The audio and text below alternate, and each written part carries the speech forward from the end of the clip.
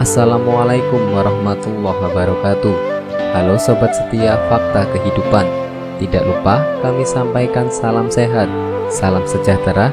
Semoga tercurah segala bentuk kebaikan dan juga kita semua dalam lindungannya. Seperti biasa, kita akan berbagi kisah dari yang unik, menarik sampai bikin nangis. Mari kita simak kisahnya.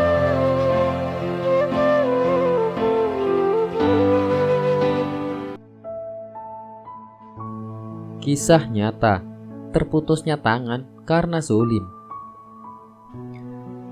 Jika ada bisikan dalam pikiran untuk berbuat zulim, segeralah tepis dengan meminta perlindungan kepada Allah Ta'ala.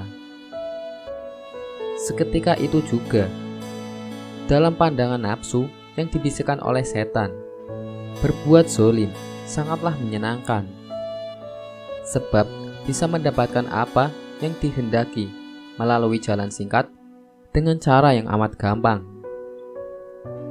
Padahal ada perkara besar yang siap menghukum, meski sebagainya terjadi di dunia. Balasan atas kezoliman jauh lebih besar dan menyiksa kelak di akhirat. Bahkan saat balasan atas kezoliman disegerakan di dunia, balasan itu pun bisa menghilangkan anggota tubuh. Kesengsaraan hidup bahkan bisa mengancam nyawa pelakunya. Laki-laki ini tak pernah menyangka. Dengan arogan, ia mendatangi seorang nelayan yang baru merapat ke tepian laut. Melaut seharian, hanya sedikit ikan yang berhasil ditangkap. Padahal ia membutuhkan banyak dana untuk anak-anak dan istrinya. Duka nestapa si nelayan bertambah ketika laki-laki arogan itu memaksa untuk menyerahkan hasil tangkapannya hari itu. Sebab tak punya kekuatan, mengelak pun sia-sia. Si laki-laki itu pun berhasil merampas jerih payah si nelayan seharian itu. Dengan siulan dan nyanyian ringan, laki-laki sombong itu pun bergegas menuju pangkalannya. Senang tiada terkira, hanya modal otot dan emosi. Ikan yang didapat dengan perjuangan seharian di bawah terik matahari dan ombang-ambing ombak serta angin bisa berpindah ke tangannya dengan amat mudah. Singkatnya,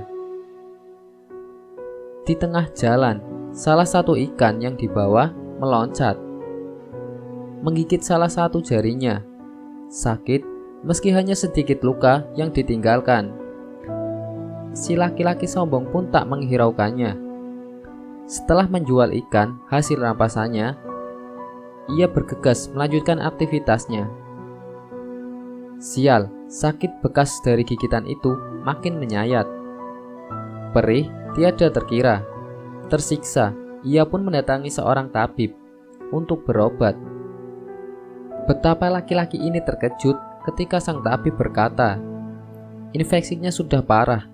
Satu jari Anda harus diamputasi agar infeksinya tidak menyebar." Tak bisa mengelak, si sombong pasrah, satu jarinya melayang, diamputasi. Malam harinya, sakit tiada berkurang, bahkan rasa sakitnya bertambah, perih, pedih, nyeri. Semuanya berkumpul menjadi satu. Si sombong berpikir, mungkin pengaruh obat. Jadi, sengaja dibiarkan sampai obatnya habis. Rupanya, sakit semakin bertambah. Bahkan, saat dari obat si tabib habis, rasa nyerinya tak tertahankan. Ia memutuskan kembali ke tabib menyampaikan keluhannya. Malang, sang tabib menyampaikan diagnosa serupa. Agar infeksinya tak menyebar ke bagian tangan, harus dilakukan amputasi di pergelangan, bak disambar petir. Tapi titah sang tabib mustahil diingkari. Amputasi pergelangan tangan pun siap dilaksanakan. Berharap sembuh setelah diamputasi pergelangan tangannya. Rupanya rasa sakit masih tersisa. Berhari-hari, hingga si laki-laki sombong memutuskan untuk kembali ke tabib. Peliknya, sang tabib menyampaikan satu hal yang mencengangkan. Dalam 2 kunjungan terakhir si laki-laki arogan itu. Pada kedatangan ketiga, sang tabib menyampaikan harus ada amputasi ketiga pada bagian siku agar infeksinya tidak menyebar. Sedangkan yang terakhir, sebab si laki-laki tetap merasakan sakit tak terperi, sang tabib menyampaikan harus diamputasi di bagian lengan agar infeksi tidak menyebar ke seluruh tubuh. Dalam kunjungan pamungkas itu pula, sang tabib memberanikan diri untuk menyampaikan pertanyaan. Sebenarnya, dari manakah asal luka jarimu ini?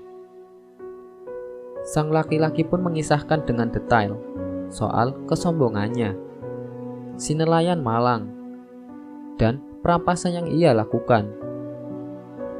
Mendengar dengan cermat, sang tabib memberikan saran.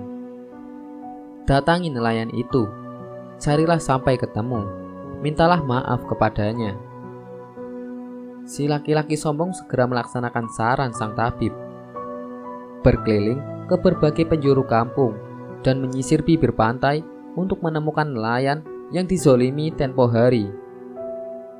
Qadarullah, atas berbagai petunjuk, si nelayan ditemukan.